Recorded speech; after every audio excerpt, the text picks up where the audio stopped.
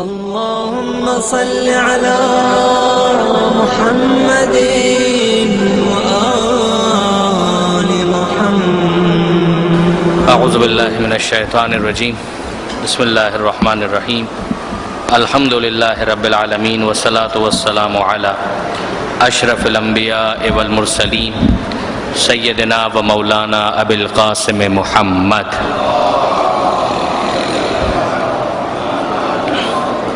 واہل بیتہ الطیبین الطاہرین المعصومین المظلومین المنتجبین المنتخبین المیامین، لا سیما علی الامام المنتظر والحجۃ الثانی عشر واللعنۃ الدائمۃ الباقیۃ علی اعدائہم اجمعین من یوم ظلمہم الی قیام یوم الدین.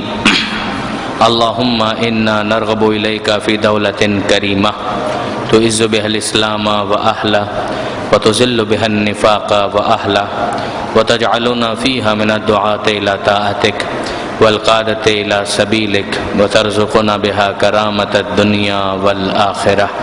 رب اشرح لي صدري ويسر لي أمري واحلل عقدة من لساني يفقهوا قولي واجعلني خالصا لوجهك الكريم يا الله. صلوات على محمد وآل محمد. اما بعد فقد قال الله سبحانه وتعالى في القرآن الحكيم. بسم الله الرحمن الرحيم. انظر کیف فضلنا بعضهم على بعض وللآخرة اکبر درجات واکبر تفضیلا. صلوات علی محمد وآل محمد. برادران عزیز، ماہ رجب کی فضیلتیں، اس کی اہمیت اور اس کے اعمال پر آج یہ ہماری دوسری اور آخری گفتگو ہے. کل کی جو ہماری گفتگو کا خلاصہ ہے، پہلے میں آپ کی خدمت میں اسے گزارش کرنا چاہوں گا. ہم نے سورہ مبارکہ بنی اسرائیل کی آیت کے ذیل میں اپنی گفتگو کا آغاز کیا تھا، جس میں پروردگار عالم یہ ارشاد فرماتا ہے کہ ذرا دیکھو کیسے ہم نے بعض کو بعض پر فضیلت دی ہے، اور آخرت میں تم فضیلتوں کا اور فرق دیکھو گے، درجات کا اور فرق دیکھو گے. اس کے ذیل میں ہم نے گزارش کی کہ اگر آپ ظاہری اعتبار سے بھی دیکھیں تو فزیکلی ظاہری طور پر جو چیزیں نظر آتی ہیں اس میں بھی ہمیں بہت سا فرق دکھائی دیتا ہے. یہ پروردگار عالم نے رکھا ہے. اور اس کے علاوہ اگر ہم معنوی اعتبار سے بھی دیکھیں تو ہمیں بہت زیادہ فرق بہت ساری چیزوں میں نظر آتا ہے. انسان ظاہری اعتبار سے بھی مختلف ہیں. کسی کا قد لمبا ہے، کسی کا چھوٹا ہے، کسی کا رنگ کالا ہے، کسی کا رنگ گورا ہے، کسی کی آواز بھاری ہے، کسی کی آواز باریک ہے، کسی کا رنگ سانولا ہے، کسی کا رنگ کس اور انداز کا ہے، بالوں کے رنگ مختلف ہیں، نقوش مختلف ہیں، فنگر پرنٹس مختلف ہیں. اسی طریقے سے مختلف جگہوں کے اندر اور مختلف زمانوں اور موسم کے اندر بھی ہمیں ظاہری اعتبار سے بھی فرق دکھائی دیتا ہے. سردی کا موسم ہے وہ گرمی سے جدا ہے، باہر کا موسم ہے وہ خزاں سے جدا ہے. اسی طریقے سے جو ریگستان کی جب زمین ہے وہ سبزہ زار کی زمین سے مختلف ہے. یہ فرق معنوی اعتبار سے بھی ہمارے سامنے پیش کیا گیا. ظاہر معنویات کی دنیا وہ ہے کہ جب تک ہمیں اس کی طرف متوجہ نہ کیا جائے ہم اسے اپنی آنکھ سے محسوس نہیں کر سکتے. اسی لیے اگر ہم ظاہری اعتبار سے دیکھیں تو خانہ کعبہ جہاں مکہ میں ہے تو وہاں پر گرمی زیادہ ہوتی ہے، لیکن اس گرمی کے باوجود معنوی اعتبار سے تاثیر اس کی بہت زیادہ ہے. یہ فرق ہمیں ہر جگہ نظر آتا ہے. مثلا نجف ہو، کربلا ہو، یا مشہد ہو، یا قم ہو، یا کوئی بھی جگہ ہو، زمین ہو، اس زمین کے اندر صرف ظاہری اعتبار سے ہم جو فرق محسوس کر سکتے ہیں وہ مادی دنیا کا فرق ہے. مگر جو معنویات کی دنیا ہے اس میں معصوم ہمیں متوجہ کرتے ہیں کہ دیکھو ہر جگہ ایک برابر نہیں ہے، ساری زمینیں ایک برابر نہیں ہیں. خانہ کعبہ کی مکہ کی تاثیر جدا ہے، عرفات کے میدان کی تاثیر جدا ہے، مزدلفہ مینا کی تاثیر جدا ہے. یہ معاملہ زمانوں کے اندر بھی ہے کہ ہر مہینہ اور ہر دن ایک برابر نہیں ہے، بلکہ اس میں فرق رکھا گیا ہے. چاہے پھر وہ رجب کا مہینہ ہو، شعبان کا مہینہ ہو، یا پھر ماہ رمضان ہو، یہ سارے مہینے ایک برابر نہیں ہیں. ان میں بعض کو بعض پر پروردگار عالم نے فضیلت عطا کی ہے. جو ماہ رجب خصوصیت کے ساتھ نسبتوں کے اعتبار سے بھی ہم نے ڈسکس کیا کہ اس ماہ رجب کو ایک روایت کے اندر پروردگار عالم سے منسوب کیا گیا کہ یہ رجب اللہ کا مہینہ ہے، شعبان پیغمبر اکرم کا مہینہ ہے، اور ماہ رمضان امت کا مہینہ ہے۔ اور دوسری روایت کے اندر کہ رجب کو اہل بیت کا مہینہ کہا گیا، شعبان کو رسول اللہ ہی کا مہینہ کہا گیا، اور ماہ رمضان کو اللہ کا مہینہ کہا گیا، یعنی ڈبل نسبتیں اس کے اندر ہمیں دکھائی دیتی ہیں۔ اور اس سے ملتی جلتی ایک روایت آج بھی میں آپ کے سامنے گزارش کروں گا۔ اس کے علاوہ کل ہم نے مناسبتوں کو ڈسکس کیا تھا کہ اس ماہ رجب میں جو ولادتیں ہیں، جو شہادتیں ہیں معصومین کی، اور جو اہم واقعات پیش آئے، ان کو ہم نے کل کی گفتگو کے اندر ڈسکس کیا تھا۔ اس کے علاوہ ایک اور اہم چیز جسے کل ہم نے ٹچ کیا، وہ ماہ مبارک رجب میں روزوں کی فضیلت کے حوالے سے، کہ بہت زیادہ تاکید کی گئی کہ اس مہینے کے اندر روزے مس نہ کیے جائیں اور روزے ضرور رکھے جائیں۔ اور پھر اس کے بعد قضا روزے کی موجودگی میں مستحب روزہ نہیں ہو سکتا، پہلے قضا روزہ رکھنا ضروری ہے، اس کے بعد پھر مستحب روزے کی باری آ سکتی ہے، اس کو ہم نے ڈسکس کیا۔ اور آخر میں مفاتیح الجنان کی ابتدا میں جو شیخ عباس قمی نے بیان کیا ہے ماہ رجب کی فضیلت کے حوالے سے، اس کو ہم نے کل کی گفتگو کے اندر ڈسکس کیا۔ درود بھیجیے محمد و آل محمد پر۔ اب آج کی گفتگو میں ہم اپنی بات کو مزید آگے بڑھاتے ہیں۔ کل جو بات میں نے آپ کی خدمت میں عرض کی تھی کہ 4 مہینے وہ ہیں کہ جسے محترم مانا گیا ہے اور ماہ رجب اس میں شامل ہے۔ یہ باقاعدہ امت مسلمہ کا مسلمہ مسئلہ بھی ہے، قرآن مجید نے بھی اس کی تائید کی ہے۔ اور اس کے علاوہ اگر آپ دیکھیں تو ایک حدیث ہے جس کا نام ہی ہے حدیث اختیار، کہ جس میں پروردگار عالم نے کن کن کو منتخب کیا، کن کن کو اختیار کیا، ان کا تذکرہ ہے۔ اور ان میں 4 کا تذکرہ بار بار آتا ہے کہ پروردگار عالم نے ان میں سے 4 کو انتخاب کیا، ان میں سے 4 کو انتخاب کیا۔ بلکہ میں اس حدیث کو آپ کی خدمت میں پیش ہی کر دوں، یہ خصال اور بہار دونوں میں ہے۔ بہار میں علامہ مجلسی نے اس کو لکھا اور خصال میں شیخ صدوق نے اسے تحریر فرمایا۔ حدیث کا نام ہے حدیث اختیار، کہ اختیار کسے کیا۔ یہاں پر اختیار سے مراد چوائس نہیں ہے، یہاں پہ اختیار سے مراد ہے منتخب کرنا، سلیکٹ کر لینا، یعنی جس کو ایک اپ گریڈ کرنا ہے، خاص ایک مرتبہ اور مقام دینا۔ ارشاد فرماتے ہیں، معصوم کا کلام ہے کہ ان اللہ اخترا من الکلام 4، کہ اللہ نے کلام میں سے جو بولا جاتا ہے 4 کو منتخب کیا۔ وہ 4 کیا ہیں؟ کہ سبحان اللہ والحمد للہ ولا الہ الا اللہ واللہ اکبر، وہی تسبیحات 4، کہ انسان یوں تو بہت کچھ اپنی زبان سے پروردگار عالم کی حمد کرتا ہے، ثنا کرتا ہے، بہت کچھ کرتا ہے، مگر خدا نے ان میں سے 4 تسبیحات ہیں کہ جن کو منتخب کیا۔ سبحان اللہ 1، والحمدللہ 2، لا الہ الا اللہ 3، اللہ اکبر یہ 4۔ وَمِنَ الْمَلَائِكَةِ 4، اور ملائکہ میں سے اللہ نے 4 کو منتخب کیا، یعنی ملائکہ سب محترم ہیں مگر 4 کو خدا نے منتخب کیا، جبریل، میکائیل، اسرافیل اور عزرائیل۔ پھر فرمایا وَمِنَ الْأَنْبِيَاءِ 4، اور انبیاء میں سے خدا نے 4 کا انتخاب کیا، ابراہیم، موسیٰ، عیسیٰ، محمد مصطفیٰ صلی اللہ علیہ وآلہ وسلم۔ اور پھر روایت آگے بڑھتی ہے کہ وَمِنَ الصِّدِّيقِينَ 4، کہ اللہ نے صدیقین میں سے 4 کا انتخاب کیا۔ حبیب نجار جو سورہ یاسین کے اندر جن کا تذکرہ آتا ہے، نام نہیں آتا مگر وہاں پر ان کا تذکرہ آتا ہے کہ جاء رجل من اقصى المدینۃ یسعی، وہ جو تذکرہ ہے جس مرد کا، اس کے بارے میں کہا گیا کہ اس کا نام حبیب نجار ہے اور پروردگار نے اسے منتخب کیا۔ حضرت یوسف علیہ السلام کہ وہ بھی صدیقین میں ہیں، مولا کائنات امیر المومنین علی ابن ابی طالب علیہ السلام، یہ مولا کے القاب میں سے ہے لقب صدیق اکبر۔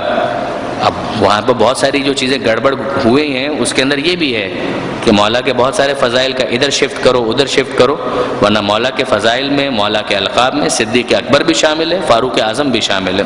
بہرحال جناب یوسف علیہ السلام مولا کائنات، اور چوتھا روایت کے اندر نہیں لکھا ہوا، اب وہ پرنٹنگ میں آنے سے رہ گیا، کاتب کی غلطی سے رہ گیا، یا راوی بھول گیا، جو بھی ہو، لیکن بعض علماء نے اس کے اندر ایک گیس ورک کیا ہے، کیلکولیشن کی ہے کہ شاید اس سے مراد مومن آل فرعون ہے، کہ جس کا تذکرہ سورہ غافر کے اندر 40واں سورہ قرآن مجید کا اس کے اندر آیا کہ جس موقع پر حضرت موسیٰ علیہ السلام کو قتل کیا جانا تھا اس نے درمیان میں آ کر انٹروین کیا تھا. رجل مؤمن من آل فرعون یکتم ایمانہ، کہ اس نے کہا جو رجل بھی تھا، مومن بھی تھا آل فرعون میں سے، جس نے اپنے ایمان کو چھپایا ہوا تھا. اور پھر یہ روایت آگے بڑھتی ہے کہ وَمِنَ الشُّهَدَاءِ أَرْبَعَةٌ، اللہ نے شہداء میں سے 4 کا انتخاب کیا. اور پھر اس کے بعد وَمِنَ النِّسَاءِ أَرْبَعَةٌ، کہ عورتوں میں سے 4 کا انتخاب کیا، جناب آسیہ، جناب مریم، جناب خدیجہ اور جناب فاطمہ زہرا سلام اللہ علیہا. روایت مزید آگے بڑھتی ہے کہ وَمِنَ الشُّهُورِ أَرْبَعَةٌ، کہ 4 مہینوں کا خدا نے انتخاب کیا. اور یہاں پر پھر جن 4 مہینوں کا تذکرہ کیا گیا یہ وہی 4 مہینے ہیں جنہیں اشہر الحرم کہا گیا، یعنی وہ 4 محترم مہینے کے جن میں ایون جنگ و جدال بھی حرام ہے، جس کے اندر رجب، ذیقعدہ، ذی الحجہ اور محرم. وَمِنَ الْبُقْعَاءِ أَرْبَعَةٌ، اور 4 زمینوں کو خدا نے منتخب کیا کہ مکہ، مدینہ، کوفہ اور بیت المقدس. وَمِنَ الْأَيَّامِ أَرْبَعَةٌ، اور 4 دنوں کو خدا نے منتخب کیا، انہیں اختیار کیا، جس میں عید الفطر، عرفہ، بقر عید اور جمعے کا دن. یوم العرفہ یعنی 9 ذی الحجہ، بقر عید یعنی 10 ذی الحجہ اور ہر ہفتے جمعے کا دن کہ یہ اللہ نے منتخب کیا. تو اس روایت کے اندر بھی آپ دیکھیں گے کہ اگر ہم دیکھیں ان 4 مہینوں میں جیسے ہمیں نظر آتا ہے کہ رمضان کا تذکرہ نہیں ہے، ماہ رمضان کا، اس میں کوئی شک نہیں ہے کہ ماہ رمضان کی اہمیت رجب سے بھی زیادہ ہے، مگر کچھ اینگل سے اگر ہم دیکھتے ہیں تو اندازہ ہوتا ہے کہ ماہ رجب ایک سپیریٹی لے جاتا ہے، ایک تھوڑی سی ترجیح لے جاتا ہے. جیسے محترم ہونے کے حوالے سے ان معنی میں کہ جنگ و جدال اس میں حرام ہے، تو وہ ماہ رمضان کے اندر ایسا نہیں ہے. ماہ رجب کے ناموں میں سے ایک نام ہم نے ڈسکس کیا تھا کل، اسب، کہ جس کا مطلب یہ تھا کہ رحمت اس مہینے کے اندر انڈیلی جاتی ہے. اسی مہینے کا ایک اور نام بھی ہے اور وہ ہے اسم. خود رجب کا مطلب کیا ہے؟ رجب کا مطلب ہے عزت کرنا، تعظیم کرنا، رسپیکٹ کرنا. اور دوسرا جو نام اس کا آیا اسب، جس کے اندر کہ رحمت انڈیلی جاتی ہے، یعنی بھر بھر کے دیا جاتا ہے. اور پھر تیسرا نام ہمارے سامنے آتا ہے اسم. اسم کا مطلب ہے بہرا بن جانا، یعنی وہ مہینہ جو بہرا ہے. بہرا کس اعتبار سے ہے؟ یعنی یہ بظاہر اگر آپ دیکھیں تو یہ لفظ جو ہے کچھ زیادہ مناسب نہیں لگتا ہے کہ بہرا مہینہ. نہیں، یہ بہرا اس اعتبار سے نہیں ہے، بہرا اس اعتبار سے ہے کہ اس میں کٹ جانے کا حکم دیا جا رہا ہے. بے وقوف بننے کی بات نہیں ہو رہی ہے، احمق بننے کی بات نہیں ہو رہی ہے. مقصد کیا ہے؟ جس طریقے سے اگر اصولی طور پر دیکھتے ہیں کہ اسلام کے اندر رہبانیت سے روکا گیا ہے. کوئی کہے کہ میں دنیا سے بھاگتا ہوں، غار کے اندر جاتا ہوں، یہ دنیا بیکار ہے، کوئی فائدہ نہیں ہے، نہیں، اسلام اس کو سپورٹ نہیں کرتا. کہ لا رہبانیت فی الاسلام، اسلام میں کوئی رہبانیت نہیں ہے. رہنا تمہیں دنیا میں، ہاں، لیکن اسی دنیا میں رہتے ہوئے کچھ کریش کورسز ہیں کہ جو اسلام نے کروائے ہیں. جیسے آپ ماہ رمضان میں دیکھیں کہ بھوکا رہو، روزے کے اندر کا بھوکا رہو، اعتکاف کرو. اعتکاف صرف ماہ رمضان سے مخصوص نہیں ہے، لیکن ماہ رمضان میں تاکید تو ہے کہ ماہ رمضان میں اعتکاف کرو یا ویسے ہی اعتکاف کرو. تو ایک طرح سے کٹنے والی بات ہے کہ دنیا سے تھوڑا سا کٹو. حج پر لوگ جاتے ہیں تو ظاہر ہے کہ ایک پورا جو نارمل روٹین کی جو لائف ہے اس سے ہٹ کر کچھ ہو رہا ہے. کہ اسی طریقے سے کہ اسم یہ مہینہ کٹ جانے کا مہینہ ہے، یعنی ایسا مہینہ ہے کہ جس کے اندر جو تمہاری روٹین کی دنیاوی زندگی تھی اس کے اندر کمی کرو، اس کے اندر ایک بریک لگاؤ. اور کہ اس نے کیا کہا؟ اس نے کیا کہا کہ مجھے زیادہ نہیں سننا ہے، مجھے زیادہ نہیں سننا ہے، میں اپنے پروردگار سے لا لگا رہا ہوں اس مہینے کے اندر. کہ یہی چیز اگر 12 مہینے کرو کہ نہیں، ایکسیپٹیبل نہیں ہے، لیکن اس مہینے میں ریاضت کرو. اس مہینے کے اندر تھوڑا اپنے روٹین کے اندر اس طرح سے تبدیلی لے کر آؤ کہ میں اور میرا خدا بس، باقی تمام تر اپوائنٹمنٹس وہ سب کے سب بعد میں. البتہ اس کا یہ مطلب نہیں ہے کہ انسان احمق بن جائے. اسی لیے علماء کرام نے یہ ارشاد فرمایا کہ اس کے اندر جیسے وہ والی بات جو کل بھی آئی تھی، اسی بات کو علماء کرام نے بھی اپنے الفاظ میں بیان کیا کہ مثلا حملہ بھی نہ کرو. اگر تم کو لگتا بھی ہے کہ جواز ہے، ڈیلے کرو. اس مہینے میں اپنے دشمن پر بھی حملہ نہ کرو، مگر بے وقوف نہ بنو.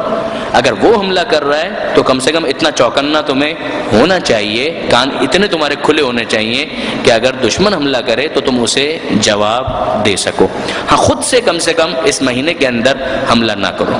تمہاری طرف سے پہل اس مہینے کے اندر ہر صورت میں نہیں ہونی چاہیے، ایون اگر جواز بھی ہے تو بھی نہیں ہونا چاہیے.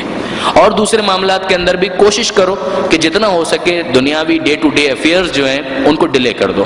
اس مہینے کے اندر ان میں زیادہ نہیں پڑو. کہ مثلا گھر میں رنگ کروانا ہے، کہا نہیں یہ رجب کا مہینہ ہے اس میں نہیں کروانا ہے، خامہ کا ڈسٹرب ہو جائیں گے اور عبادت میں خلل پڑے گا.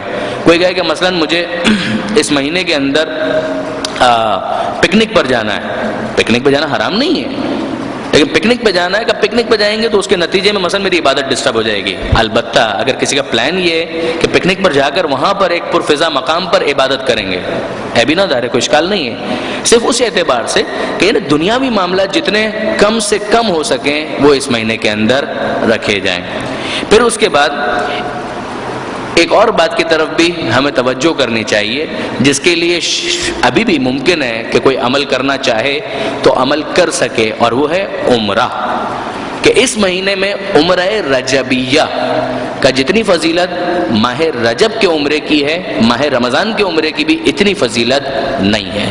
برادران اہل سنت کے اعتبار سے اگر آپ دیکھیں تو وہ ماہ رمضان کے عمرے کی بہت زیادہ ایک تاکید کرتے ہیں. غلط نہیں ہے، اچھا ہے، لیکن ہمارے یہاں یعنی فقہ جعفری کے اعتبار سے رجب کے مہینے کے عمرے کی جتنی تاکید ہے، ایون ماہ رمضان کے عمرے کی بھی اتنی تاکید نہیں ہے.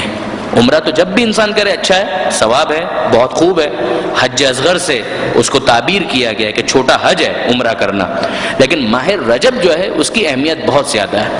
یہاں تک کہ معصوم سے جب کسی نے یہ سوال کیا کہ مولا میرے لیے امکان نہیں ہے کہ اگر میں اپنے گھر سے نکلوں تو رجب میں مکہ پہنچ پاؤں گا. اب ظاہر ہے کہ اس زمانے کو آپ تھوڑا سا ویژولائز کریں کہ اس زمانے کے اندر جب 4 گھنٹے کی فلائٹ میں مکہ یا جدہ لوگ نہیں پہنچتے تھے، بلکہ اگر نکلے ہیں تو مہینہ 2 مہینہ 3 مہینہ لگے گا پھر جا کر پہنچ پائیں گے. تو کسی نے جب سوال کیا کہ مولا میں نہیں پہنچ پاؤں گا، مجھے معلوم ہے اگر میں نکلا تو گھر سے نکل جاؤں گا رجب میں، لیکن جب پہنچوں گا تو رجب گزر چکا ہوگا، تو میں کیا کروں؟ تو اس میں معصوم نے اس کو سمجھایا کہ بھئی حج یا عمرہ شروع ہوتا ہے احرام سے. احرام اگر پہن لیا تو عمرہ سٹارٹ. امام نے فرمایا کہ تم اپنے گھر سے ہی احرام باندھ کر چلو، وہیں سے نیت کر کے چلو، نظر کر کے احرام باندھو اور اپنے گھر سے ہی عمرے کو شروع کر دو. چاہے پھر تم 2 مہینے کے بعد بھی پہنچو، یہ مان لیا جائے گا کہ تم نے رجب ہی کے اندر عمرہ کیا ہے. اس کی موجودہ اس میں مثال یہ بنے گی کہ فرض کیجئے کہ چاند رات کو کوئی مدینہ منورہ سے نکلنا چاہتا ہے، شعبان کی چاند رات، یعنی جس میں معلوم ہے کہ اگر 2-3 گھنٹے کے بعد سورج غروب ہوگا اور چاند نکل آئے گا، یا سورج غروب ہوگا اور چاند نکل آئے گا اور امکان ہے کہ پہلی شعبان ہو جائے. تو وہ اگر جانتا ہے اور وہیں سے نیت کر لے تو جیسے اس نے نیت کر لی، اب چاہے اگلے دن پہلی شعبان بھی ہو مگر اس کو ثواب جو ہے وہ رجب کے عمرے کا ہی ملے گا. یعنی یہ مسئلہ اتنا امپورٹنٹ تو بنتا ہے کہ امام نے اس کو ٹالا نہیں ہے. امام نے اس کو یہ نہیں کہا کہ کیا فرق پڑتا ہے، رجب کا عمرہ نہیں ملے گا تو شعبان کا ملے گا، ماہ رمضان کا مل جائے گا. امام نے کہا یہ نہیں، بلکہ تم اپنے گھر سے یہ ثواب حاصل کرنا اور اس کے لیے پریشان ہونا بالکل جسٹیفائیڈ ہے، یعنی صحیح ہے، تم صحیح پریشان ہو رہے ہو کہ رجب کے عمرے کا ثواب مس ہو جائے گا. یہ تمہارا پریشان ہونا بالکل درست ہے، بالکل ٹھیک ہے.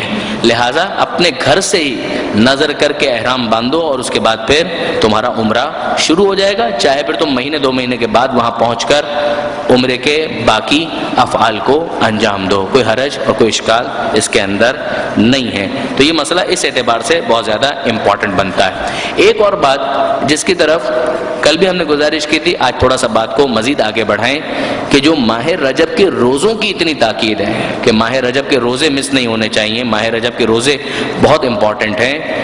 تو روایتوں کے اندر خود مولانا صادق حسن صاحب نے اس کو انٹرپریٹ کیا. وہ فرماتے ہیں کہ بالکل صحیح بات ہے کہ ماہ رجب کے روزوں کا تذکرہ ہے، وہاں پر کہیں پر بھی مستحب روزوں کا تذکرہ نہیں آیا ہے. یعنی وہاں پر جو لفظ آیا ہے وہ ہے کہ من صام یوما من رجب اولہ او اوسطہ او آخرہ، کہ جو کوئی بھی رجب کے مہینے میں روزہ رکھتا ہے اور 3 روزے رکھے، مثلا اس کی ابتدا میں، اس کے درمیان میں اور اس کے اختتام پر، تو اس کو یہ فائدہ ملے گا. وہ بھی ہم روایت مکمل کرتے ہیں. لیکن یہاں پر روایت کے اندر، حدیث کے اندر مستحب کا لفظ نہیں ہے. عام طور پر روایتوں کے اندر کسی استحباب کو بیان کرنے کے لیے، ایون قرآن کے اندر قرآن کے اندر بھی ایک لفظ استعمال ہوتا ہے تطوعن، تطوع، تے، توئیں، واو اور عین کا، یہ استحباب کے لیے، نافلہ کے لیے نافلہ کا لفظ استعمال ہوتا ہے، استحباب کا لفظ استعمال ہوتا ہے، ندب کا لفظ استعمال ہوتا ہے اور تطوع کا لفظ استعمال ہوتا ہے۔ یہ الفاظ ہوتے ہیں عام طور پر روایتوں میں یا قرآن کی آیتوں میں کسی مستحب فعل کو بیان کرنے کے لیے، تطوعاً، تنفلاً، استحباباً، ندباً۔ لیکن ہم رجب کی جب روایتوں میں دیکھتے ہیں جہاں روزوں کا تذکرہ ہے تو وہاں پر استحباب کی ان میں سے کوئی ایک اصطلاح بھی استعمال نہیں ہوئی، نہ مستحباً کہا گیا، نہ تطوعاً کہا گیا، نہ تنفلاً کہا گیا اور نہ ہی ندباً کہا گیا۔ یعنی کیا مطلب؟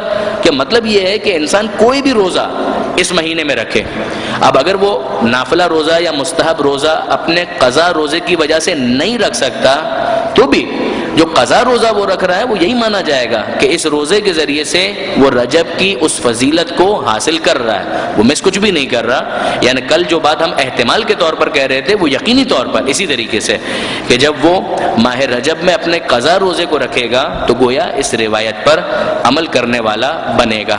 کل ہم نے آپ کی خدمت میں وہ حدیث پیش کی تھی کہ جس میں ماہ رجب کے اختتام پر 3 روزوں کا تذکرہ امام نے کیا تھا، اور اس افسوس کے ساتھ کیا تھا اس شخص کے لیے سالم سے خطاب کرتے ہوئے کہ جس نے پورے ماہ رجب میں اس وقت تک کوئی ایک روزہ بھی نہیں رکھا تھا، جس میں امام نے فرمایا تھا کہ تو نے اتنا لاس کر دیا، اتنا نقصان کر دیا کہ خدا کے سوا کوئی نہیں جانتا کہ تو نے کتنا نقصان کر دیا۔ کوئی انسان نہیں جانتا، کوئی ملک نہیں جانتا، صرف خدا جانتا ہے کہ تو نے کتنا نقصان کر دیا اگر تو نے اس مہینے میں ایک روزہ بھی نہیں رکھا۔ پھر اس نے سوال کیا تو امام نے کہا کہ ہاں ابھی بھی اگر تو ایک روزہ رکھ تو یہ فائدہ، 2 روزے رکھ تو یہ فائدہ، 3 روزے رکھ تو یہ فائدہ۔ وہ ماہ رجب کے اختتام کے حوالے سے ایک اور روایت جیسا کہ میں ابھی پڑھ بھی رہا تھا آپ کی خدمت میں، اس کے اندر تو الفاظ بڑے ہی عجیب ہیں، واقعاً بڑے عجیب الفاظ ہیں۔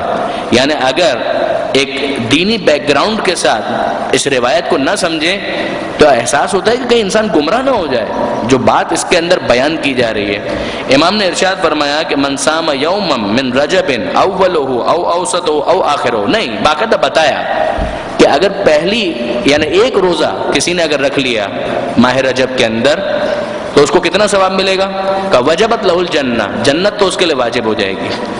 وہو فی درجتنا یوم القیامہ، اور وہ ہمارے درجے میں ہوگا قیامت کے دن۔ یعنی عجیب روایت ہے کہ وہ ہمارے درجے میں ہوگا قیامت کے دن۔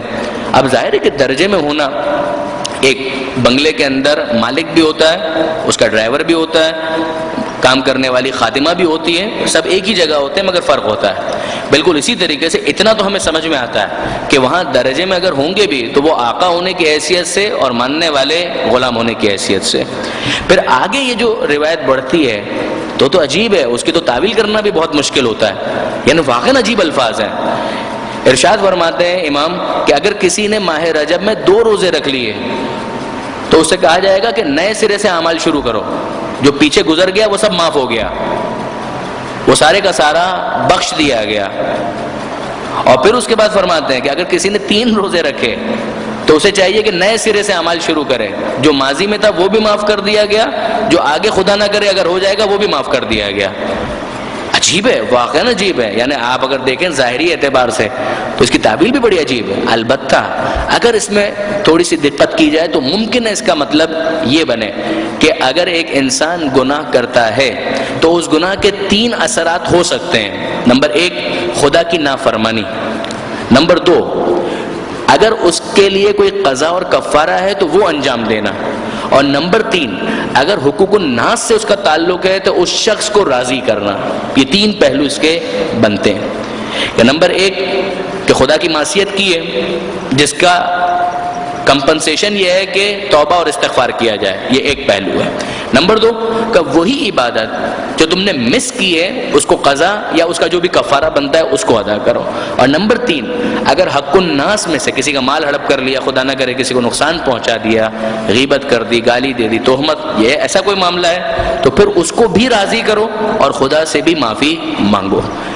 اب اس اعتبار سے اگر دیکھیں تو سمجھ میں آتی ہے بات کہ اگر جو اس نے گناہ کیا تھا اور اس کے مقابلے پر جس توبہ کا مطالبہ تھا گویا وہ توبہ سیٹل ڈاؤن ہو گئی، اس توبہ کو رائٹ آف کر دیا گیا، یعنی اس مطالبے کو ختم کر دیا گیا. وہ توبہ اس کی گویا سمجھانے کے لیے کہ آٹومیٹیکلی کنسیڈر کر لی جائے گی.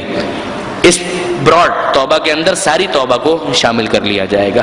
لیکن جو قضا اور کفارہ ہے وہ تو دینا ہے. اسی طرح سے اگر حق الناس کا معاملہ تھا تو وہ حق الناس تو ادا کرنا ہے، لیکن حق الناس کے ساتھ جو جڑی ہوئی توبہ کا مطالبہ تھا کہ وہ مطالبہ وہ ختم کر دیا جائے گا. یہ ہوا روزے کے حوالے سے. بلکہ روزے کے حوالے سے بات کو مکمل کرنے سے پہلے مولا کائنات امیر المومنین علی ابن ابی طالب علیہ الصلوۃ والسلام، مولا کا یہ فرمان پڑھنا بھی بہت مناسب ہے مولا کے بارے میں، کہ روایت کے اندر یہ آیا ہے کہ کان امیر المومنین، جب رجب کا مہینہ آتا تھا تو مولا امیر المومنین یقوم رجبا و یصوم، کہ اس رجب کے مہینے میں قیام بھی کرتے تھے اور روزہ بھی رکھتے تھے، یعنی نمازیں بھی بہت زیادہ پڑھتے تھے. ویسے ہی مولا راتوں میں عبادت کے عادی ہیں، اس میں جب اضافہ ہوتا ہوگا تو کیا کچھ ہوتا ہوگا خدا بہتر جانتا ہے. کان یقوم رجبا و یصوم، قیام باللیل بھی کرتے تھے اور یصوم صیام روزہ بھی رکھا کرتے تھے. ویقول، اور کہتے تھے الرجب شہرنا، کہ رجب تو ہمارا مہینہ ہے. وشعبان شہر رسول اللہ، اور شعبان اللہ کے رسول کا مہینہ ہے. والرمضان شہر اللہ، اور ماہ رمضان جو ہے وہ اللہ کا مہینہ ہے. تو یہ ہم نے روزے کی بحث جو ماہ رجب کے حوالے سے ہے اس کو یہاں پر مکمل کیا. اب اس کے بعد اگر ہم دیکھتے ہیں تو ہمیں اندازہ ہوتا ہے کہ اسی ماہ رجب میں ایک اور بہت اہم چیز جس کا تذکرہ بہت زیادہ کیا گیا اور بڑے عجیب انداز سے کیا گیا وہ ہے صدقہ. کہ اس ماہ رجب کے اندر ویسے بھی کہ صدقہ دو انفقوا مما رزقناکم من قبل ان یاتی احدکم الموت فیقول رب لولا اخرتنی الی اجل قریب فاصدق واکن من الصالحین. سورہ منافقون کی آیت ہے کہ انفاق کرو، خدا کی راہ میں خرچ کرو جو ہم نے دیا ہے رزق اس میں سے، اس سے پہلے کہ موت آ جائے اور تم کہنے لگو رب اے ہمارے پروردگار لولا اخرتنی الی اجل قریب، تھوڑی مہلت دے دے. فاصدق، کیوں؟ تاکہ میں صدقہ دوں تیری بارگاہ میں، واکن من الصالحین، اور صالحین میں شامل ہو جاؤں.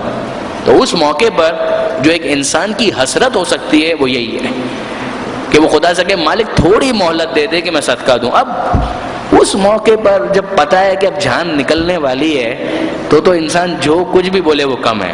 لیکن جو پہلی طلب اور تڑپ اس کے دل میں ہوتی ہے وہ یہی ہے کہ مالک میں صدقہ دے کر کسی کی مدد کروں اور صالحین میں شامل ہو جاؤں. یہ قرآن کی آیت ہے. رجب کے مہینے کے حوالے سے ابو سعید خدری رضی اللہ تعالی عنہ پیغمبر اکرم کے صحابی ہیں. وہ روایت کرتے ہیں پیغمبر اکرم ختمی مرتبت احمد مجتبی محمد مصطفیٰ صلی اللہ علیہ وآلہ وسلم فرماتے ہیں پیغمبر اکرم کہ کثرت کے ساتھ، تھوڑا بہت نہیں، کثرت کے ساتھ کہ رجب میں صدقہ دو، کثرت کے ساتھ. چاہے اگر زیادہ نہیں دے سکتے تو اتنا تو کرو کہ روزانہ ایک روٹی صدقے میں دو. یعنی باقاعدہ کہ اگر زیادہ نہیں دے سکتے تو اتنا تو ضرور کرو کہ ایک روٹی روزانہ رجب کے مہینے میں، یعنی 30 دن ہے تو 30 روٹیاں اور روزانہ ایک روٹی. زیادہ نہیں دے سکتے تو اتنا، اور زیادہ بڑھا سکو تو کیا کہنا، لیکن زیادہ نہیں کر سکتے تو اتنا ضرور کرو کہ ایک روٹی روزانہ صدقہ دو. ثواب کیا ملے گا؟ دھندے والے لوگ ہیں، کاروبار والے لوگ ہیں، بزنس والے لوگ ہیں تو اللہ کے رسول اللہ تو خوش ہوگا، مگر وہ ٹھیک ہے اللہ تو خوش ہو ہی جائے گا، وہ تو جلدی خوش ہو جاتا ہے، سریع الرضا ہے، بہت جلدی راضی ہو جاتا ہے. یہ بتائیے کہ ثواب کیا ملے گا؟ یعنی یہ اب میں اپنے الفاظ میں گزارش کر رہا ہوں. پیغمبر اکرم نے ایک بڑی عجیب ڈیل آفر کی ہے. جس طریقے سے مڈ نائٹ ڈیلز ہوتی ہیں یا کسی خاص موسم کے اندر کوئی ڈیل آتی ہے، پیغمبر اکرم نے عجیب بات کی ہے، واقعاً عجیب بات کی ہے. ماہ رجب کے اندر صدقہ دینا، پیغمبر فرماتے ہیں کم سے کم ایک روٹی تو دو، اور اگر کسی نے ماہ رجب میں اس طرح سے کرنے کو اپنی عادت بنا لیا تو اسے وہ پورا ثواب ملے گا جو آج تک میں نے صدقے کا بیان کیا ہے. یعنی یہ ایک دن دو دن کے ثواب کی بات نہیں ہو رہی ہے. پیغمبر اکرم نے 63 سالہ زندگی کے اندر جتنا ثواب صدقے کا بیان کیا ہے، پیغمبر فرماتے ہیں یہ سب کا سب اسے ملے گا کہ جو ماہ رجب میں کم از کم روزانہ ایک روٹی دینے کو اپنی عادت بنا لے، اور اس کے بعد یہ عادت اس کی پختہ ہو جائے. اور پھر فرماتے ہیں پیغمبر کہ اتنا تو ملے گا ہی جتنا میں نے بیان کیا ہے اپنی پوری زندگی میں آج تک، بلکہ اس سے بھی زیادہ ملے گا جو میں نے بیان کیا ہے. یہ عجیب ثواب ہے جو صدقے کا پیغمبر اکرم نے اس کے اندر بیان کیا ہے. یعنی آپ دیکھیں گے کہ پیغمبر نے بہت صدقے کا ثواب بیان کیا، یہ ثواب وہ ثواب، یہ ثواب وہ فائدہ یہ فائدہ کا، وہ سب کا سب اسے حاصل ہوگا جو اس ماہ رجب میں ایک روٹی روزانہ اور پھر اسے اپنی عادت بنا لے کہ اس طریقے سے تو مجھے صدقہ دینا ہی ہے. یعنی یہ وہ اخلاقیات ہیں. یعنی پیغمبر جب کہتے ہیں عادت بنا لو، یعنی کیا مطلب ہے؟ یعنی سخاوت تمہارا اخلاق بن جائے، تمہارا ہاتھ دینے والا بنے، لینے والا نہ بنے، دینے کی عادت تمہارے اندر پیدا ہو جائے. تو یہ دوسرا عمل، ایک روزہ جو ماہ رجب کے اندر بہت تاکید، نمبر 2 صدقہ، نمبر 3 قرآن مجید کی تلاوت. ویسے تو قرآن مجید کی تلاوت جتنی کی جائے جب کی جائے اچھا ہے. ماہ رمضان خصوصیت کے ساتھ اگر ربیع القرآن کہ قرآن کی بہار کا مہینہ ہے، لیکن کا ماہ رجب میں بھی تاکید ہے کہ قرآن مجید کی تلاوت زیادہ سے زیادہ کی جائے. اور اس میں میری گزارش ایک طالب علم کی حیثیت سے ہمیشہ سے یہ ہے، میں پھر تاکیداً گزارش کرتا ہوں کہ کتنا اچھا ہو کہ ہمارے جوان، ہمارے نوجوان قرآن مجید، سب سے اچھا تو یہ ہے کہ عربی بھی سیکھیں اور عربی سیکھ کر قرآن مجید میں غور کرنے کا لطف حاصل کریں. آپ بھول جائیں گے ٹی وی کے ڈراموں کو اور ساری دوسری خرافات کو. یقین کیجئے، میں اپنے نوجوان دوستوں کو مخاطب کر رہا ہوں، پورے اطمینان کے ساتھ کہہ رہا ہوں، اس لیے کہ میں جانتا ہوں کہ ان کے دل پاکیزہ ہیں، میں جانتا ہوں کہ ان کے قلب مطہر ہیں، میں جانتا ہوں کہ ان کی روح خالص ہے، میں جانتا ہوں کہ ہمارے نوجوان واقعاً دین کی طرف مائل ہیں، ہمارے نوجوان امام زمانہ کے سپاہی ہیں. میں جانتا ہوں اور اپنے دل سے اس بات کا معترف ہوں، میں جانتا ہوں. آپ یقین جانیے کہ اگر آپ عربی تھوڑی سی محنت کر کے 1 سال 2 سال لگا دیں اور عربی اتنی سیکھ لیں کہ قرآن مجید کو آپ عربی میں پڑھ کر سمجھ سکیں، آپ قرآن مجید کو اتنا انجوائے کریں گے، آپ قرآن مجید میں اتنا لطف محسوس کریں گے کہ آپ کو کسی دوسرے انٹرٹینمنٹ میں اتنا مزہ نہیں آئے گا جتنا قرآن مجید کی تلاوت میں مزہ آئے گا. میں مطمئن ہوں. قرآن مجید کہتا ہے کہ کچھ ایسے ہیں کہ جنہیں قرآن مجید سے کچھ حاصل نہیں ہوتا سوائے خسارے کے، لیکن ہمارے جوان اس میں نہیں آتے ہیں. میں مطمئن ہوں، میں اپنے جوانوں سے بہت زیادہ مطمئن ہوں. ہمارے جوانوں کے پاس جو دین کے حوالے سے تڑپ موجود ہے، جو ان کے پاس ایک امنگ موجود ہے، جو اویئرنیس ان کے پاس ہے، مگر بہرحال یہ ایک بہت بڑا لیکنگ ہے، بہت بڑی لیکنگ ہے، ایک بہت بڑی چیز ہے جو مس ہے ہمارے معاشرے کے اندر. عربی اس انداز سے نہیں، یعنی آپ غلط نہ سمجھیں وہ گردان کرنی پڑے گی، ایک پیراڈائم ہوگا یہ وہ، نہ. قرآن مجید سمجھنے کے لیے اور سیکھنے کے لیے جتنی عربی ضروری ہے وہ آپ 6 مہینے 8 مہینے بہت 1 سال کے اندر سیکھ سکتے ہیں، سمجھ سکتے ہیں، جس کے بعد وہ لطف انسان حاصل کر سکتا ہے. وہ ہو جائے تو کیا کہنا. ظاہر ہے کہ اس ماہ رجب میں تو وہ حاصل نہیں ہو پائے گا، ماہ رجب تو سر پر ہے، لیکن آئندہ کے لیے اگر ابھی کم سے کم ترجمے کے ساتھ، ترجمے کو فراموش نہ کریں. ترجمے سے ڈرنے کی بھی ضرورت نہیں ہے. کیوں ترجمہ گمراہ کر دے گا؟ ترجمہ کرنے والے کون ہیں؟ للو پنجو لوگ نہیں ہیں. علامہ ذیشان حیدر جوادی جیسی شخصیت ہے، مولانا فرمان جیسی شخصیت ہے، مولانا امداد حسین صاحب کا ترجمہ ہے، ایون ڈاکٹر محمد حسن رضوی صاحب کا ترجمہ اچھی محنت ہے. اگر آپ اس سے بھی استفادہ کریں کوئی اشکال نہیں، کوئی حرج نہیں. یہ اچھی محنتیں ہوئی ہیں. علامہ نقن صاحب کا ترجمہ اویلیبل ہے، شیخ محسن صاحب کا جو تازہ ترین ترجمہ ہے وہ بھی بہت خوب ہے. یہ ترجمے اچھے ہیں، ان کو لے کر پڑھیں. ہمارے نوجوان بیٹھیں، گروپ ڈسکشن کریں قرآن مجید کے ترجمے کے اوپر ہی، کوئی حرج نہیں ہے. ہاں، اپنے آپ کو اتھارٹی نہ سمجھیں، ایک طالب علم کی حیثیت سے اپنے آپ کو قرآن کے سامنے پیش کریں. جو سمجھ میں آتا ہے وہ استفادہ ہے، جو نہیں سمجھ میں آتا علماء سے رجوع کریں. یہ روش تو ہر چیز میں ہے، یہ کس چیز میں نہیں ہے؟ توضیح المسائل آپ اٹھائیں، گروپ ڈسکشن کریں. جو سمجھ میں آتا ہے وہ استفادہ ہے، جو نہیں سمجھ میں آتا اپنے اساتذہ سے سوال کریں. یہ بات قرآن کے اندر بھی ہونی چاہیے، یہ بات نہج البلاغہ میں بھی ہونی چاہیے، یہی بات صحیفہ کاملہ میں بھی ہونی چاہیے. ہر جگہ یہی طریقہ ہے. قرآن کے اندر بھی قرآن سے اجنبیت کو ختم کریں. ہمارے معاشرے میں قرآن سے اجنبیت کو ختم ہونا چاہیے، مہجور نہیں ہونی چاہیے یہ کتاب۔ ماہ رجب اس کے لیے بہت اچھا ایک لانچنگ پیڈ بن سکتا ہے کہ 10 پاروں کو اگر آپ ماہ رجب کے اندر فوکس کریں، پھر 10 پاروں کو شعبان میں فوکس کریں، اور پھر 10 پاروں کو ماہ رمضان کے اندر فوکس کریں۔ ماہ رمضان میں وہ جو سپیڈ والا معاملہ ہوتا ہے کہ وہ 3rd گیئر کے اندر اور 5ویں گیئر میں ڈال کے جلدی سے ختم کرنا، جلدی سے ختم کرنے کی ضرورت نہیں ہے، آرام آرام سے ٹھہر ٹھہر کر، ورتل القرآن ترتیلا، قرآن کو ٹھہر ٹھہر کر سمجھ کر پڑھنے کی کوشش کریں، جتنا سمجھ میں آئے بسم اللہ کیا کہنا۔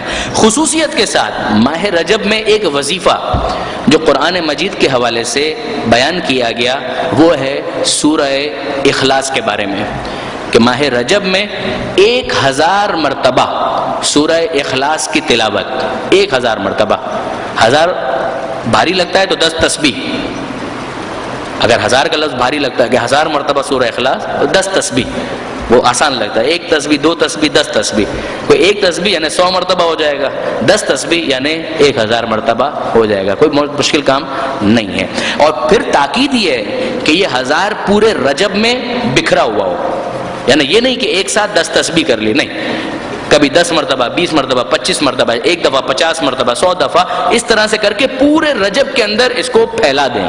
1000 مرتبہ سورہ مبارکہ اخلاص کی تلاوت اس ماہ رجب میں کرنے کی بہت زیادہ تاکید آئی ہے، اور روایت کے الفاظ اس کا خلاصہ کہ 1000 بار سورہ اخلاص کی تلاوت کرے تو اللہ کے پاس ماہ رجب میں، تو اللہ کے پاس گویا ایسا عمل لے کر پہنچے گا کہ ایسا عمل نہ ملک مقرب کے پاس ہوگا نہ نبی مرسل کے پاس ہوگا۔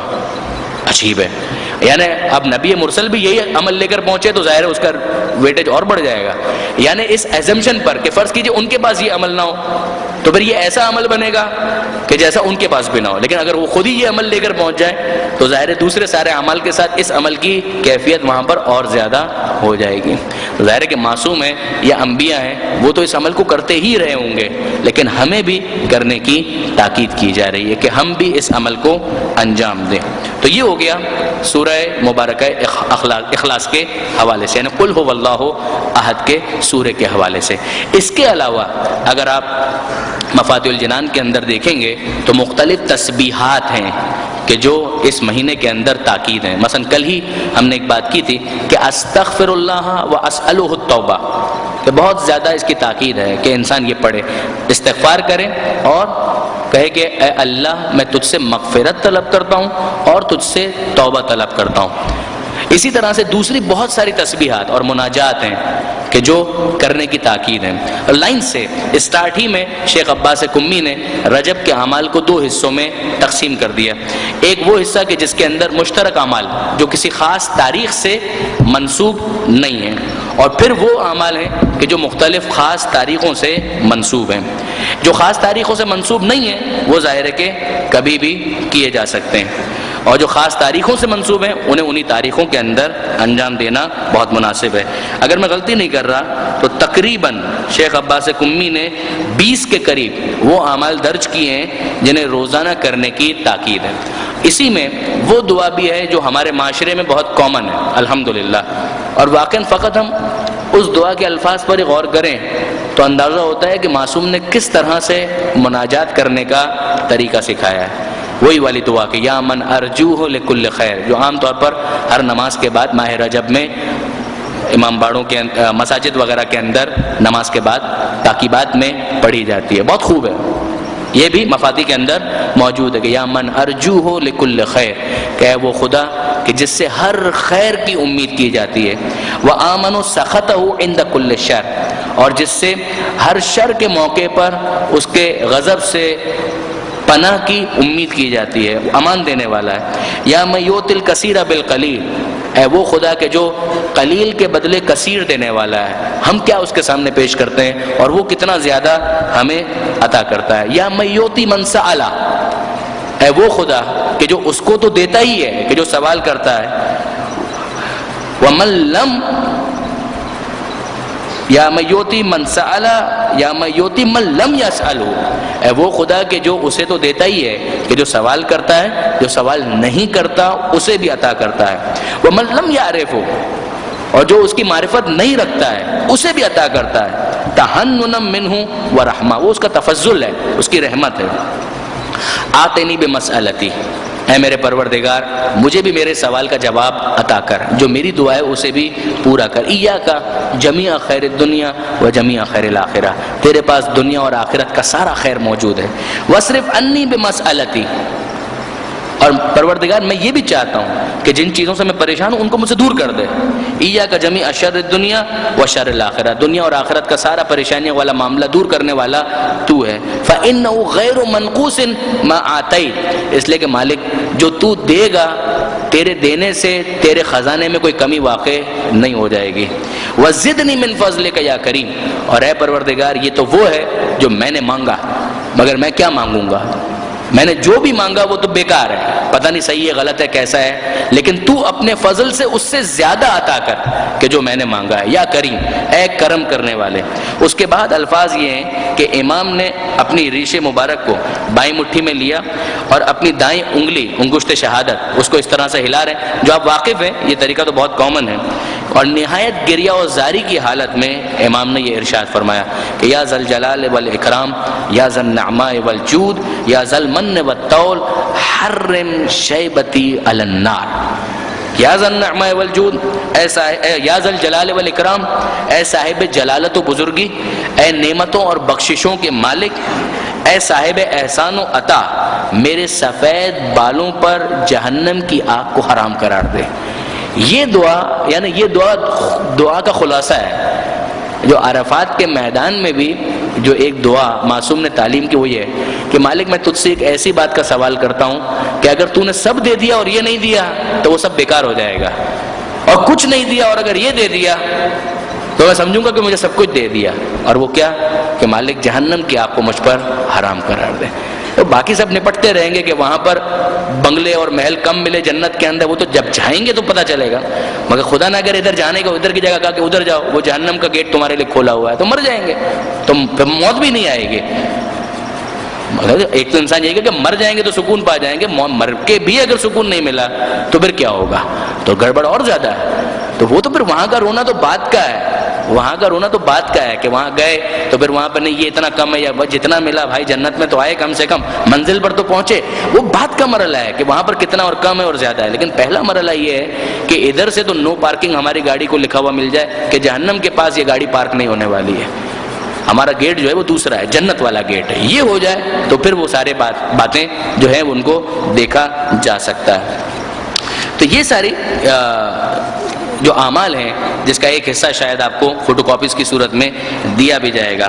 پھر اس کے بعد ایک چند مناسبتیں ہیں جن کی طرف میں متوجہ کرنا چاہوں گا. یہ ساری چیزیں مفاتیح الجنان کے اندر موجود ہے، اور آپ میں سے میں جانتا ہوں بہت سے بزرگان اور بہت سے ایسے افراد ہیں کہ جو بڑی پابندی کے ساتھ انشاءاللہ ان سارے اعمال کی پابندی کرتے ہوں گے. اور مردوں سے زیادہ میں مطمئن ہوں کہ خواتین زیادہ پابند ہیں.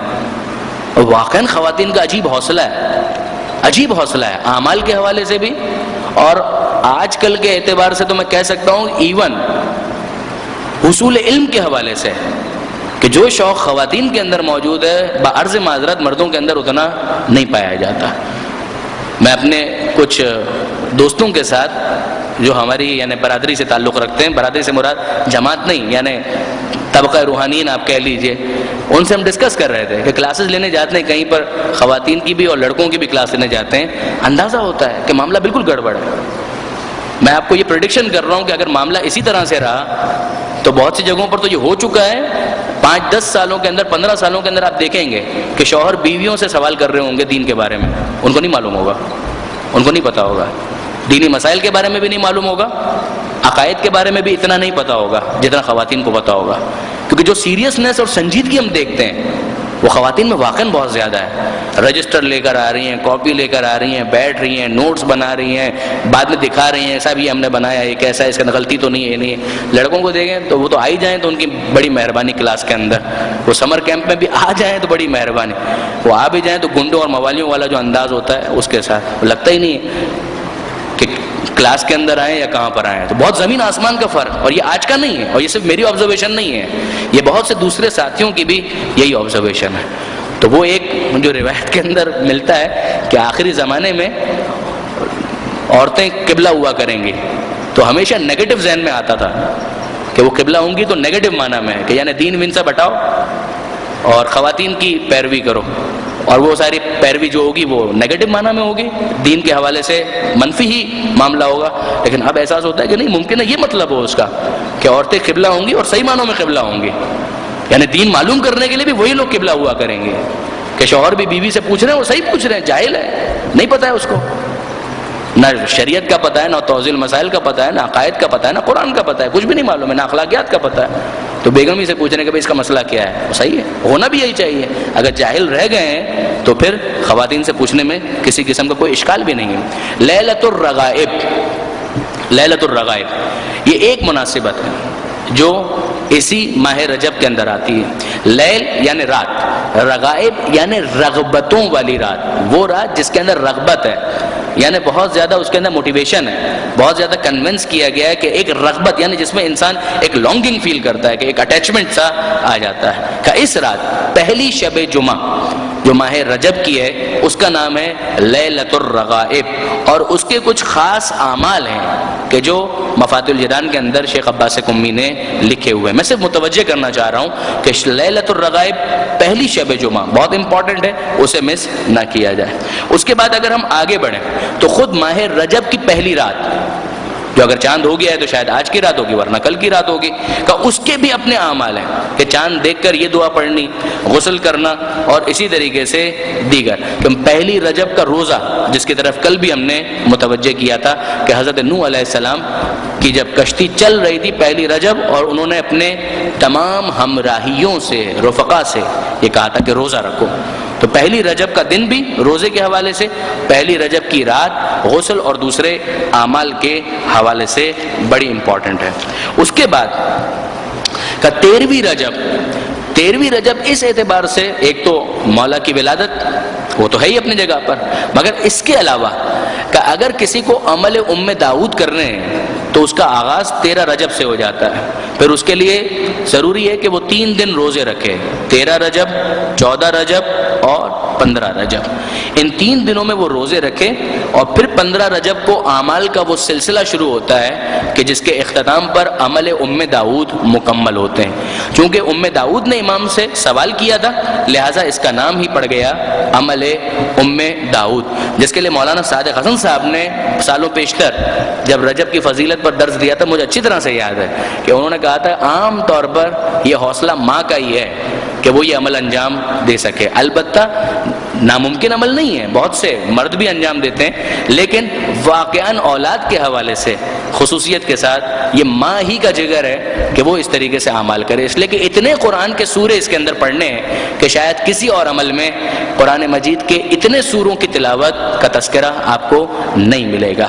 اس اعمال کا ایک خلاصہ میں اگر گزارش کروں تو وہ یہ ہے کہ 13، 14 اور 15 ان 3 دن روزے رکھے، اور پھر 15 رجب کو تیسرے روزے کے موقع پر حالت روزہ ہی میں زوال کے وقت غسل کرے، زوال یعنی ظہر کی نماز کے ٹائم پر غسل کرے، اور زوال کے فوراً بعد نماز ظہر اور عصر بجا لائے، رکوع اور سجدے میں خوف خدا اور عاجزی کا اظہار کرے، اور پھر اس کے بعد خلوت کی جگہ پر بیٹھ جائے، تنہائی، یہاں پر کوئی ڈسٹرب کرنے والا نہ ہو، نہ بچہ آ رہا ہے، نہ کوئی اور آ رہا ہے، نہ ٹیلی فون بج رہا ہے، نہ موبائل، کچھ نہیں، نہ ٹی وی کی آواز آ رہی ہے، نہ ریڈیو کی آواز آ رہی ہے، کچھ نہیں، نو ڈسٹربنس، کوئی وہاں پر تنگ کرنے والا نہ ہو، تنہائی میں جا کر بیٹھ جائے، اور پھر اس کے بعد یہ اعمال شروع کرے۔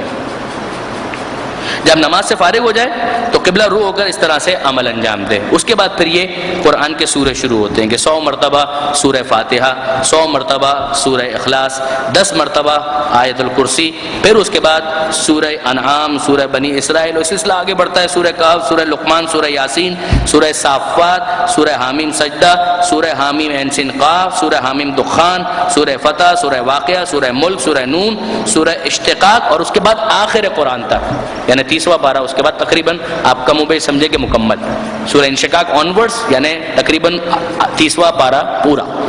ابتدائی 2-3 سوریں کو چھوڑ کر باقی سارے سورے اس میں آ گئے. کہا یہ پڑھے اور اس کے بعد قبلہ رخ ہو کر ایک دعا ہے 4-5 صفوں کی، کہا اسے انجام دے، اسے پڑھے، اور جب یہ دعا مکمل ہو جائے تو اس کے بعد کوشش کرے کہ جب خدا سے اتنا راز و نیاز کیا ہے تو آنکھوں سے آنسو نکل آئے، چاہے مکھی کے پر کے برابر ہی آنسو نکلے، یعنی اتنا کم ہو مگر اتنا آنسو نکل آئے. کہ یہ قبولیت دعا کی علامت ہے کہ گویا پروردگار نے دعا کو قبول کر لیا. اس کے بعد پھر خدا کی بارگاہ میں دعا کریں، انشاءاللہ وہ دعا حتماً پروردگار عالم نے قبول کر لی. یہی سمجھنے کا، اس لیے کہ اس کے اندر جو محدثین کے الفاظ ہیں کہ یہ مجرب ہے، ہم نے خود آزمایا ہوا ہے، اس کو آپ آزما کر دیکھیں. تو اس اعتبار سے واقعاً بڑی ہی اہمیت والی یہ دعا اور بڑا ہی اہم یہ عمل ہے جو ماہ رجب کے اندر ہو سکتا ہے. ماہ رجب سے ہٹ کر یہ عمل شاید نہیں ہو سکتا، یا اتنا فائدہ بہرحال اس کا نہیں ہوگا. جو عمل ام داؤد کا ماہ رجب کے حوالے سے خاص تعلق بیان کیا، خود امام نے بیان کیا ہے، لہٰذا ماہ رجب ہی کے اندر اس کو انجام دینا چاہیے. اس کے علاوہ 15 رجب کو امام حسین علیہ السلام کی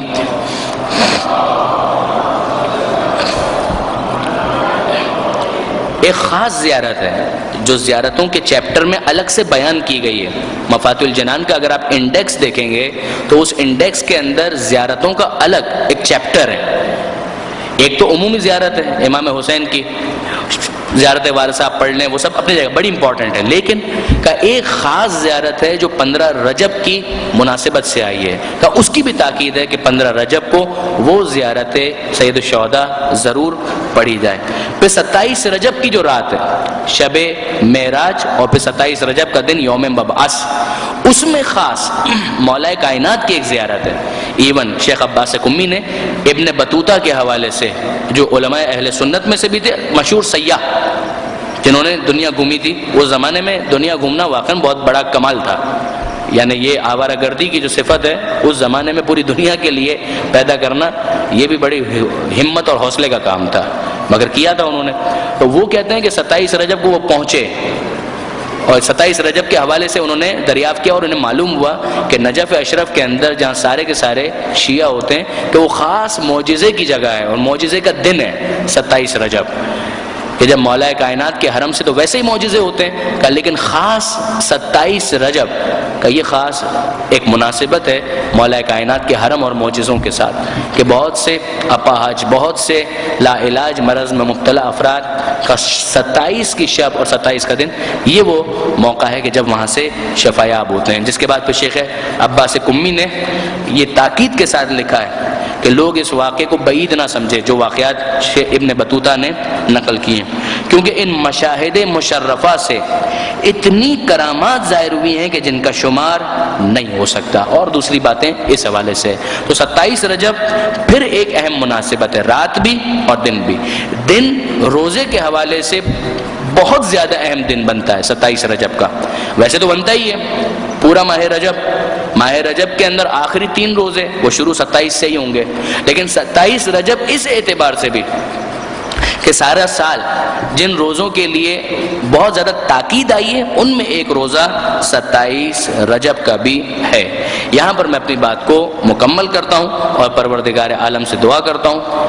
نہیں، ایک بات رہ گئی بیان کرنا، وہ بات مناجات کے حوالے سے، دعا کرنے سے پہلے مناجات کے حوالے سے، کہ اگر آپ کوئی لیٹسٹ ایگزامپل مناجات کی جاننا چاہتے ہیں کہ خدا کو کس طرح سے مخاطب کیا جائے، امام زمانہ کو کس طرح سے مخاطب کیا جائے، تو آیت اللہ العظمیٰ سید علی خامنائی ان کا جو جمعے کے دن کا خطبہ ہے، اس خطبے کا اختتام جو آخری 7-8 منٹ ہیں اس کو ضرور سنیے گا. فارسی میں ہے حالانکہ، لیکن ممکن ہے کہ آپ کو انگلش سب ٹائٹلز کے ساتھ کہیں انٹرنیٹ پر مل جائے. اگر نہ ملے اور واقعاً کوئی والنٹیئرز یا کوئی تنظیم یا کوئی آرگنائزیشن یہ کام کر سکے کہ آغا خامنائی نے اپنے اس خطبے میں آخری 7 منٹ 8 منٹ اس کے اندر اختتام پر بالکل امام زمانہ کو مخاطب کیا، اور کس طریقے سے مخاطب کیا ہے، انتہائی سادگی کے ساتھ، جس میں نہ آواز بہت زیادہ بلند ہے لیکن بڑی سادگی کے ساتھ. مگر آپ اس تاثیر کو واقعا محسوس کریں کہ جہاں وہ امام زمانہ کو مخاطب کرتے ہیں کہ اے سید من، اے مولا من، کہ اے میرے سید، اے میرے مولا. 2-3 دفعہ یہ جملہ کہا ہے انہوں نے، اے سید من، اے مولا من.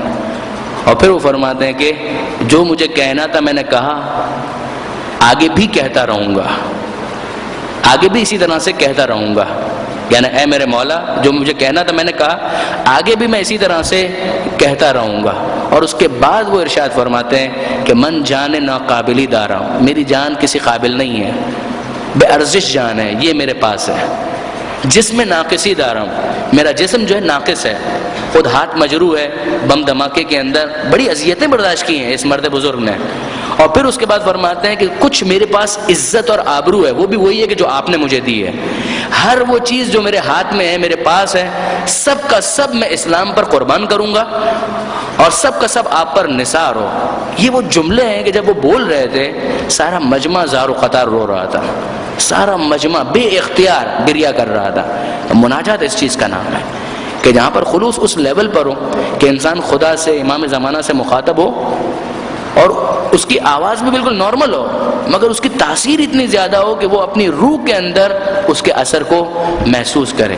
وہ یہ محسوس کر رہا ہے کہ ہاں واقعاً میں اپنے خدا سے مخاطب ہوں یا اپنے زمانے کے امام سے مخاطب ہوں. میں تاکید کرتا ہوں اپنے نوجوان دوستوں کو، یہی بزرگ تو وہ ہیں، یہی مراجع، یہی رہبر کہ جن سے یہ معنویت ہمیں حاصل کرنی چاہیے، یہ روحانیت ہمیں حاصل کرنی چاہیے. چاہے وہ آغا سیستانی ہوں، چاہے آغا وحید خراسانی ہوں، یا موجودہ کیس میں جو مثال ہم نے دی رہبر معظم آیت اللہ خامنہئی ہوں. یہی بزرگ ہیں کہ جن سے ہمیں صحیح معنوں میں معنویت کو لینا ہے، صحیح معنوں میں روحانیت کو لینا ہے، صحیح معنوں میں اسپریچویلٹی کو لینا ہے. کہ آپ دیکھیں کہ ان کا انداز کیا ہے، کس انکساری کے ساتھ یہ خدا کی بارگاہ میں اپنے آپ کو پیش کرتے ہیں، اور اس کے بعد اس سے الہام لیتے ہوئے ہم اپنی زندگی میں ترقی کے مختلف مدارج تلاش بھی کر سکتے ہیں اور انہیں طے بھی کر سکتے ہیں. بار الہ تو جو واسطہ محمد و آل محمد کا، ہمارے اس قلیل توسل کو اپنی بارگاہ میں قبول فرما. مالک ماہ رجب آنے والا ہے، اس ماہ میں بہترین عبادت انجام دینے کی ہمیں توفیق عطا فرما. مالک ہم کیا اور ہماری اوقات کیا، ہم بھی ناقص، ہماری عبادتیں بھی ناقص، مگر تو کامل، تیری رحمت کامل. ہماری ناقص عبادتوں کو اپنی کامل رحمت کے طفیل قبول فرما. مالک تجھے واسطہ محمد و آل محمد کا ماہ رجب سے وہ سارے فائدے جو اہل بیت نے ہمیں بتائے ہیں حاصل کرنے کی توفیق عطا فرما، اور اس ماہ رجب کے ذریعے سے ماہ رمضان کی تیاری کرنے کی ہمیں توفیق عطا فرما. مالک تجھے واسطہ محمد و آل محمد کا پریشان حال مومنین کی پریشانیوں کو دور فرما. جو بیمار ہیں انہیں شفا کامل اور عاجل عطا فرما. جو بے روزگار ہیں انہیں رزق حلال عطا فرما. جو برسر روزگار ہیں ان کے رزق میں برکت اور کثرت عطا فرما. مالک جو بے اولاد ہیں اولاد صالح عطا فرما. جو صاحبان اولاد ہیں اولاد کی صحیح تربیت کی توفیق عطا فرما. مالک تجھے واسطہ محمد و آل محمد کا ہمیں اپنی اصلاح، اپنے اداروں کی اصلاح، اپنے گھرانوں کی اصلاح، خصوصاً اپنے تعلیمی اداروں کی اصلاح زمانے کے امام کی خواہشات کے مطابق کرنے کی توفیق عطا فرما. مالک آل محمد کے ماننے والے جہاں کہیں بھی آباد ہیں ان کی جان، مال، عزت و آبرو کی حفاظت فرما. خصوصاً پاکستان میں مومنین کی حفاظت فرما. ڈیرہ اسماعیل خان اور پارا چنار کے مومنین کی مدد اور نصرت فرما. مالک ہمارے دشمنوں، ہمارے شہداء کے قاتلوں کو نیست و نابود فرما. مالک وطن عزیز پاکستان کو استحکام عطا فرما. وطن عزیز کو ہر قسم کی داخلی اور خارجی پریشانیوں سے محفوظ فرما. وطن عزیز سے دہشت گردی اور دہشت گردوں کا خاتمہ فرما. موجودہ جنگ میں پاک فوج کو فتح و نصرت عطا فرما. مالک تجھے واسطہ محمد و آل محمد کا تمام علماء کرام، مراجع عظام، مقام معظم رہبری اور انقلاب اسلامی کی حفاظت فرما. اس انقلاب کو زمانے کے امام کے انقلاب سے متصل فرما. اس انقلاب کے بدخواہوں، اس انقلاب کے دشمنوں اور اس انقلاب کے بارے میں برا سوچنے والوں کو نیست و نابود فرما. مالک زمانے کے امام کے ظہور میں تعجیل فرما. ہمیں ان کے آوان و انصار میں شمار فرما. ربنا تقبل منا انکا انت السمیع العلیم وتب علینا انکا انت التواب الرحیم. ایک سورہ فاتحہ اور 3 مرتبہ سورہ اخلاص کی التماس تمام ارواح مومنین و مومنات کے ایصال ثواب کے لیے، آپ حضرات و خواتین کے ایصال مرحومین کے ایصال ثواب کے لیے، ہمارے شہداء ہمارے گزشتگان علماء مراجع خصوصیت کے ساتھ ڈیرہ اسماعیل خان اور پارا چنار کے شہداء کے ایصال ثواب کے لیے رحم اللہ من قرأ الفاتحہ۔